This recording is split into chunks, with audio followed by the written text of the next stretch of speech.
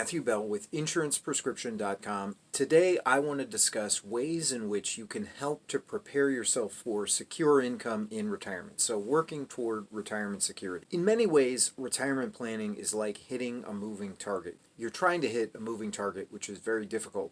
There are things like cost of living and inflation. We're not sure how solvent Social Security is going to be in the future. There are different aspects of the retirement plan that are question marks. In addition to that, things like what your expenses will be. Will you need long-term care? Will your health care insurance and other health care costs rise in the future?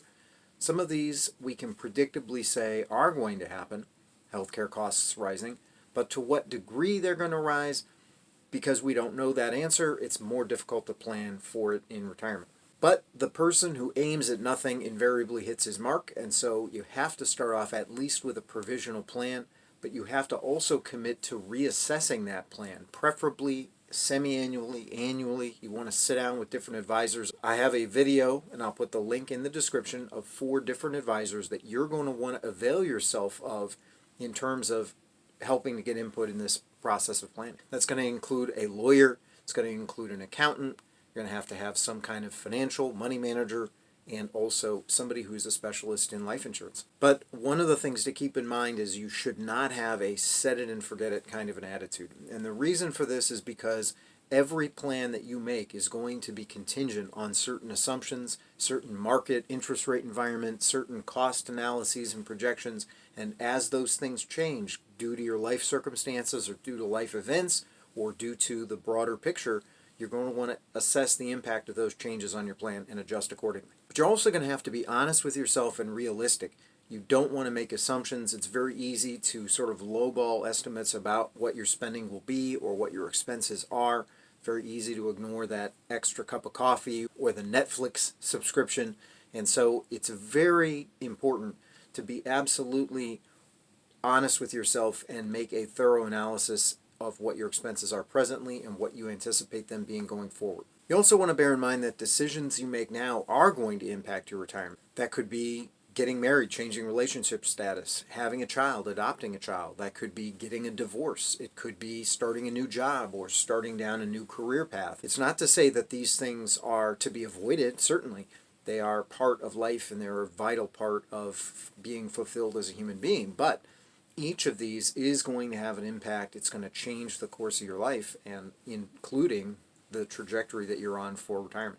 Kind of a practical thing then is you're going to want to try to maintain skills that you have, maintain degrees, keep skills sharp in case you have to fall back on something. It's not uncommon to have people go into what's called a hybrid retirement, where essentially they stop working at their 9-to-5 that they've been going to for many, many years, and they take a part-time job, let's say, in order to make ends meet. And I go into some of this a little more in detail in another video, also link in the description, titled 7 Views of Retirement, or 7 different conceptions of how your retirement could actually go, practically speaking. But one very big piece of advice is to try to get multiple streams of income in place. It is simply demonstrable that people who are on firmer footing in retirement and have more wealth accumulated generally do so because they have multiple streams of income and don't rely on simply one or even 1 or 2 or even 3. Now, the previous conception of retirement I should bring in at this point, and I have also gone into this in greater detail elsewhere, but the previous conception of retirement, sort of the traditional receive view, was the 3-legged stool. That is, you're going to have an input from employer pension, you would have something from government, Social Security benefits, and then the 3rd leg of the stool would have been your own personal retirement savings and investments. But in these uncertain economic times, number 1, employer pensions are going by the wayside, and number 2, Social Security, many people question whether Social Security will be around in the future, and even if it will be around, will it be able to pay the same level benefits that you expect it to be able to pay? And even if your answer to that is, I don't know, you need to plan around it. So practically, one piece of advice is to try to ensure that you have accumulated enough retirement savings, enough retirement assets, well in advance in order to compensate for the loss of pension benefits and the potential diminishment of Social Security benefits. If you can, don't rely on Social Security in order to make your ends meet. Social Security, maybe at best, would provide 40% of your income now.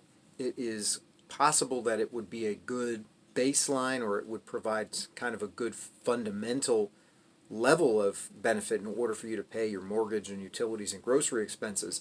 But if we're contemplating the possibility that Social Security may not be around at all, or that it may be diminished even beyond 40% of your current income, you're going to want to plan as if it's not going to be a major player in your retirement.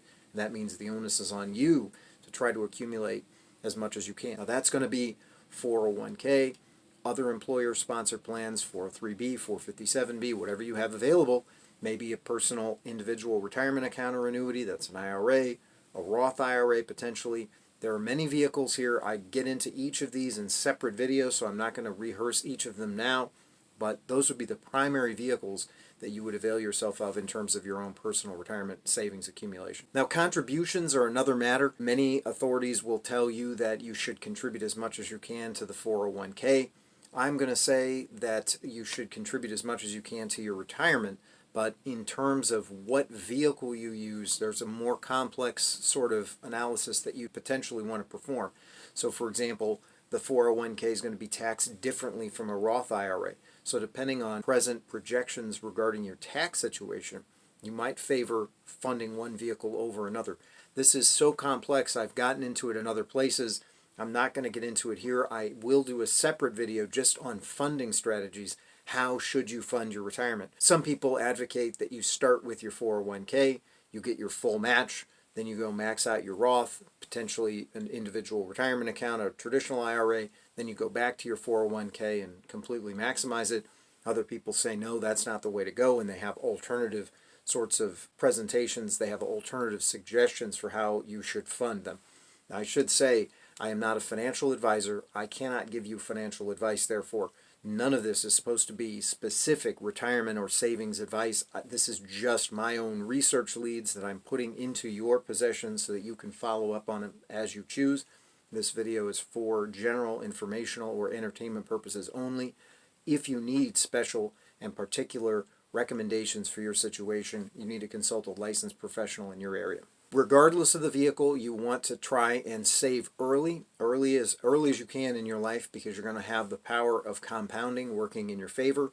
You want to save often. Pay yourself first is often one of the maxims that's presented. You also want to get up to speed with what diversification means. Diversification is a wise strategy according to many experts. It's not a guarantee of gain, and it's not a guaranteed protection against loss, but it does tend to put you on better footing than you would be if your portfolio weren't diversified.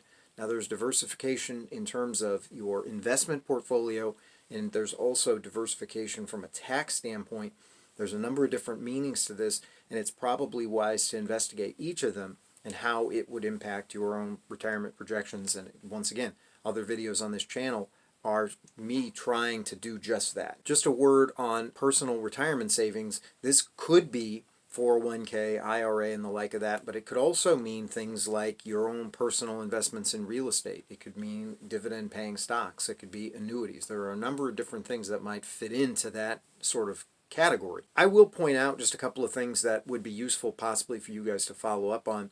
One of them is going to be, what is it that actually has replaced the three-legged stool conception? There is no one thing, but recently Stanford University came out with something that they called the Spend Safely in Retirement strategy.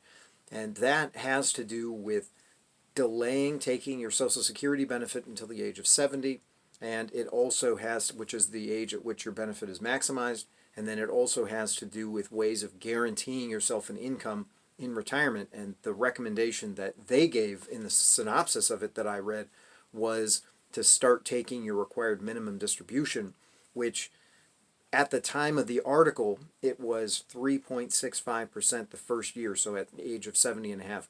The Secure Act subsequently, just in December of 2019, has changed the way that RMDs are taken, and so this is going to be somewhat modified. You're going to have to modify it somewhat in terms of Stanford's recommendations.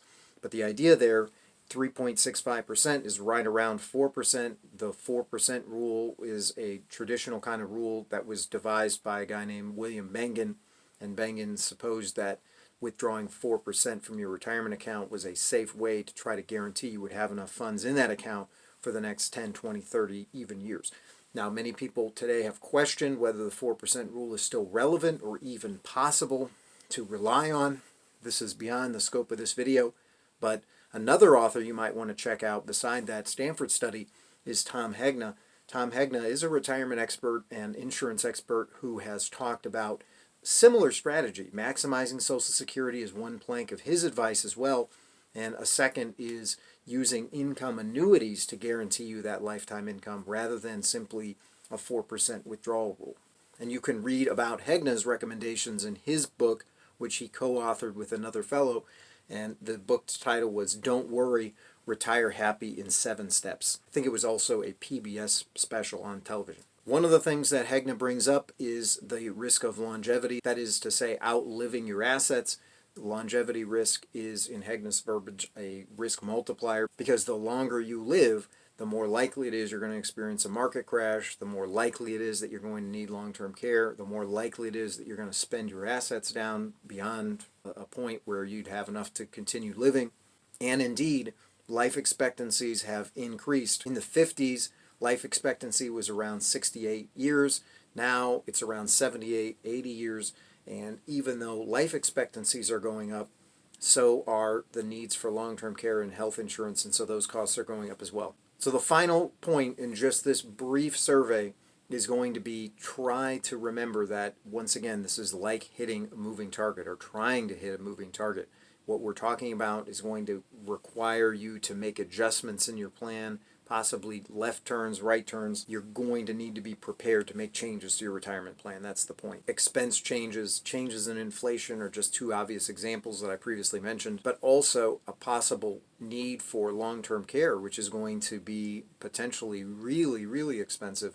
I get into this more in other places, but average costs of nursing home range from $80,000 to $100,000 a year, and that can persist for a number of years if a person's in a state of diminished physical or mental capacity. Other things you're going to want to consider is with respect to legacy planning. What, if anything, do you want to provide for heirs, for beneficiaries, for sons, daughters, grandchildren, for charities?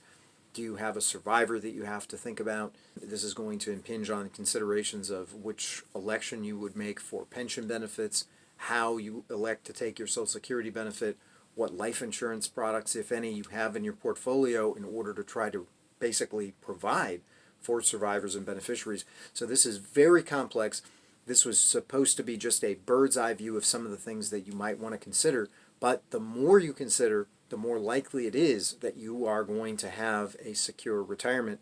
I wish you all the best in your planning. If something I said was of use to you or triggered your imagination or thinking in some respect, I ask that you please like the video, subscribe to the channel, click the notification bell to be alerted to new content as it becomes available.